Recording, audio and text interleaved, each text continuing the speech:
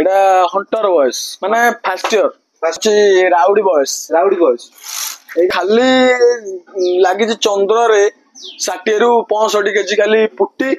ତ ଭାଇ ମାନେ ମୁଁ ବର୍ତ୍ତମାନ ପିଣ୍ଟୁଙ୍କ କାରଖାନାରେ ପହଞ୍ଚି ଯାଇଛି। ତ ଏଇଟା ହଉଛି ପିଣ୍ଟୁଙ୍କ କାରଖାନା। ଚାଲନ୍ତୁ ଦେଖିବା କେତେ ଖଣ୍ଡ ମୂର୍ତ୍ତି ବର୍ତ୍ତମାନ ତିଆରି କରୁଛନ୍ତି।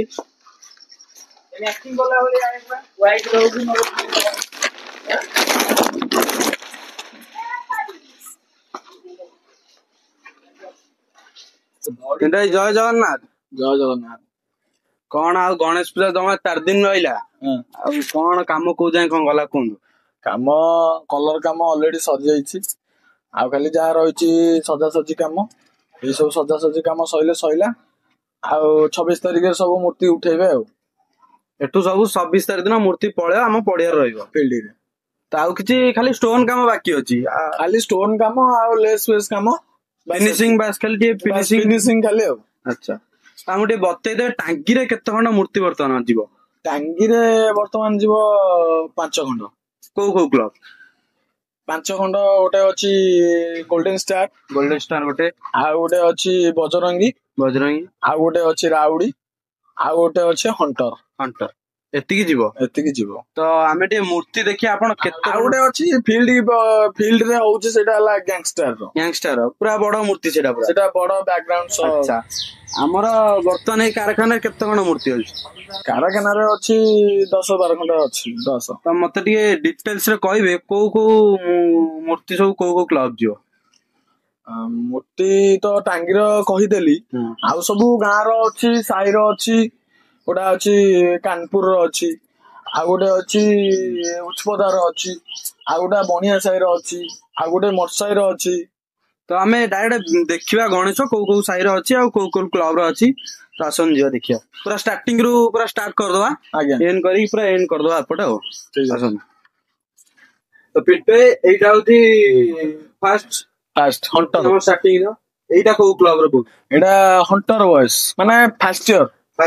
ଏଇ ବର୍ଷ ପୁରା ନୂଆ କରିଛନ୍ତି। ତ ଏପଟରେ ଆମର ରହିଲା, ଏଇଟା କୋଉ କ୍ଲବ? ଏଇଟା ହଉଛି ଉଚ୍ଚପଦା। ତ ଆର ହାଇଟ୍ କେତେ ଫୁଟ ଅଛି? ଇଏ ଅଛି 8 ଫୁଟ ଅଛି। 8 ଫୁଟ। ତ ସେକେଣ୍ଡ ମୂର୍ତ୍ତି କି ଯିବା। ଏଇଟା କୋଉ କ୍ଲବ? ଏଇଟା ଅଛି ମଠସାହି ର। ତାଙ୍କର ଷ୍ଟୋନ କାମ ନାହିଁ, ଷ୍ଟୋନ କାମ ହେଇନି, ହବାର ଅଛି। ଆଉ ହେଇଯିବ, ଆଜି ସବୁ କମ୍ପ୍ଲିଟ ହେଇଯିବ। ଆଉ ତ ସେପଟେ ଏଇଟା ମହାଦେବ ସାଇଙ୍କର ହେଇଛି। ଏଇଟା କୋଉ କ୍ଲବ ଯିବ? ଏଇଟା ଅଛି କାନପୁର। ତ ଏଇଭଳିଆ ଦେଖିବେ, ପୁରା ଷଣ୍ଢ ମାନେ ଅଲଗା ପ୍ରକାର ହେଇଛି। ତ୍ରିଶୂଳ ଟା ଆପଣ ଆଗେ ଦେଖନ୍ତୁ କୋଉ ଭଳିଆ ଷ୍ଟାଇଲ ହେଇଛି। ତ ସେକେଣ୍ଡ ମୂର୍ତ୍ତି କି ଯିବା।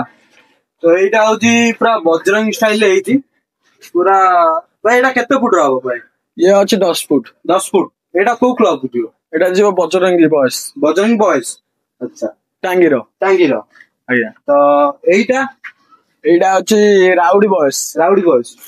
ଏଇଟା ପ୍ରାୟ ଚଉଡା କେତେ ହବ, ହାଇଟ୍ କେତେ ହବ? ଚଉଡା ଅଛି 10 ଫୁଟ, ହାଇଟ୍ ଅଛି 10 ଫୁଟରୁ 11 ଫୁଟ ଭଳିଆ। ଆଚ୍ଛା, ଏଇଟା ପୁରା କାମ ପ୍ରାୟ ସରିଗଲାଣି।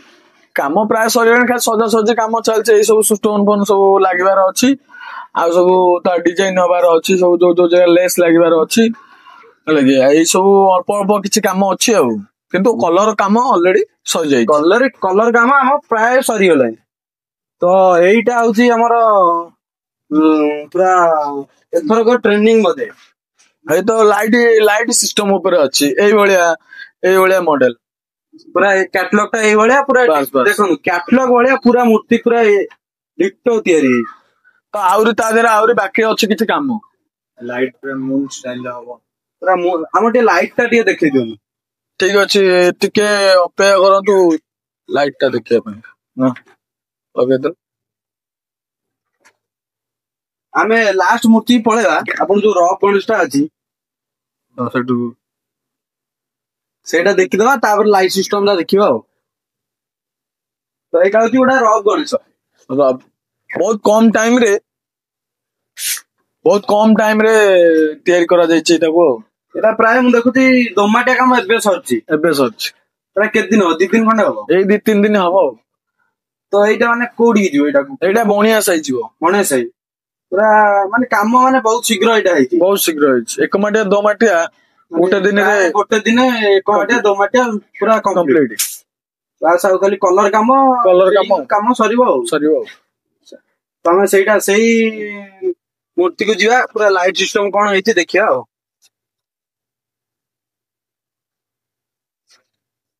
ତ ଦେଖନ୍ତୁ ଏଇଭଳିଆ କିଛି ଲାଇଟ ଲାଗିଛି। ପୁରା ଏଇଟା କେତେ ସମୟ ଲାଗିଲା ଆପଣଙ୍କୁ ତିଆରି କରିବାକୁ? ଏ ତ ବହୁତ ଦିନ 2 ମାସ ହବ ଆଗରୁ 1.5 ମାସ ଆଗରୁ ଆସିଛି, କିନ୍ତୁ ବ୍ୟାକଗ୍ରାଉଣ୍ଡ ର ଯୋଉ କାମଟା ହେଇଛି ଏଇ କାମଟା ବହୁତ ଟାଇମ ଲାଗିଛି। ବହୁତ ଟାଇମ ଜଣା ପଡୁଛି ଭାଇ। ଏଟା ପ୍ରାୟ ଆପଣ ସମସ୍ତ ମାନେ ସବୁ କିଛି ପୁଟି କାମ ଅଛି। ସବୁ ଯାକ ପିଓର, ସବୁତିକ ପୁଟି କାମ। ଆଉ ଖାଲି ଲାଗିଛି ଚନ୍ଦ୍ରରେ 60 ରୁ 65 କେଜି ଖାଲି ପୁଟି, ଆଉ ପ୍ଲାଷ୍ଟର ପାରିସ ଅଛି 15 କିଲୋରୁ 20 କିଲୋ ଭଳିଆ। ଟୋଟାଲି ତାର ଗୋଲ୍ଡ ଆକୃତି ପାଇଁକା ଏତିକି ପୁଟି ଆଉ ପ୍ଲାଷ୍ଟର ପାରିସ ଖର୍ଚ୍ଚ ହେଇଛି। ତା ବ୍ୟାକଗ୍ରାଉଣ୍ଡ ରେ ଦେଖ ଟୋଟାଲି ଫୁଲ ଲାଇଟ ଫିଟିଂ ହେଇଛି ଭିତରେ। ଆଉ ମୁନ ର ସିଷ୍ଟମ ହେଇଛି ପୁରା। ଟୋଟାଲ ତା ଡିଜାଇନ ଟା ବି ଦିଆଯାଇଛି। ଖାଲି ବଂଶୀଟା ଆମର ଧରି ନାହାନ୍ତି। ନାଇଁ ସେ ସବୁ ଲାଗିଯିବ ଆଜି। ସବୁ ଫୁଲ କମ୍ପ୍ଲିଟ ହେଇଯିବ। ସବୁ କାମ କମ୍ପ୍ଲିଟ ହେଇଯିବ। ଆଉ ଯୋଉ କାମଟା କହୁଛନ୍ତି ଫିଲ୍ଡ ରେ ଅଛି, ସେଇଟା ଆଉ 1 ଦିନ 2 ଦିନ ଲାଗିବ ବୋଧେ। ଆଉ ଗୋଟେ ଦିନରେ ଆଜି କାଲି ଭିତରେ କମ୍ପ୍ଲିଟ ସିଏ ହେଇଯିବ। ମାନେ 25 ତାରିଖ ସୁଦ୍ଧା କାମ ଶେଷ ହେଇଯିବ। 24 ତାରିଖ ଖାଲି ନେବେ ମୂର୍ତ୍ତି ଯାହା। ଆଉ 24 ତାରିଖ ଦିନ ଫିଲ୍ଡ ରେ ଆମର ସବୁ ମୂର୍ତ୍ତି ଆମର ପଳେଇ ଆସିଥିବ ହେଇଯିବ। ତ ଏଇଭଳିଆ କିଛି କାମ ସବୁ ହେଇଛି। କିନ୍ତୁ ଆମର ଯଦି ଆର ବର୍ଷ ଯଦି କିଛି କାମ ଯଦି ଚାହିଁବେ କୋଉମାନେ କରିବାକୁ ଏଠି, କେମିତି ଆପଣଙ୍କ ସହିତ ଯୋଗାଯୋଗ କରିବେ? କିଛି ନାହିଁ, ମୋର କଣ୍ଟାକ୍ଟ ନମ୍ବର ଅଛି। କଣ୍ଟାକ୍ଟ ନମ୍ବର ବି ଦେଇଦେଲେ ବି ଆପଣ ମାନେ ଫୋନ କରିକି ପାଇପାରିବେ। ଆଉ ଯଦି ବି ଲୋକେସନ ମାଧ୍ୟମରେ ବି ଯାଆନ୍ତି, ତାହେଲେ ରାଜେଶ ଆର୍ଟ ବି ମ୍ୟାପ ଦ୍ଵାରା ଯଦି ମାରିପାରିବେ, ତାହେଲେ ବି ଟାଙ୍ଗିର ରାଜେଶ ଆର୍ଟ ଲୋକେସନ ଆପଣଙ୍କୁ ଦେଖେଇଦବ। ତ ଏଇଭଳିଆ ସବୁ କିଛି କାମ ହେଇଛି ପିଣ୍ଟୁ ଭାଇଙ୍କ ପାଖରେ। ତ ଆପଣଙ୍କୁ ଯଦି ଭିଡିଓଟା ଭଲ ଲାଗେ ତାହେଲେ ଲାଇକ୍, ସେୟାର, ସବସ୍କ୍ରାଇବ କରିବେ। ଆପଣ ଆଉ କମେଣ୍ଟ କରିବେ କି କୋଉ ମୂର୍ତ୍ତିଟା ଆପଣଙ୍କୁ ଭଲ ଲାଗେ। ତ ଭାଇ ରହିଲି, ଜୟ ଜଗନ୍ନାଥ। ପିଣ୍ଟୁ ଭାଇ ଜୟ ଜଗନ୍ନାଥ। ଜୟ ଜଗନ୍ନାଥ। ଆମେ ଗୋଟେ ଜାଗାକୁ ଲାଇକ୍ କରନ୍ତୁ, ସେୟାର କରନ୍ତୁ, ସବସ୍କ୍ରାଇବ ଆପଣ ମାନେ। ମୁଁ ଖାଲି ଲାଇକ୍, ସେୟାର, ସବସ୍କ୍ରାଇବ ମୁଁ କିଛି କୁହେ ଆଗେ।